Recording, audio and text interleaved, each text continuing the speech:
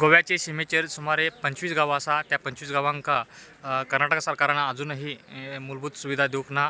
तेका लागून आयज जोर्डा आनी कारवार हो हायवे आसा तो हायवे ब्लॉक करून आयज थंयसरल्या लोकांनी स्ट्रायक केल्ली आसा। तशेंच पुढच्या 8 दिसांत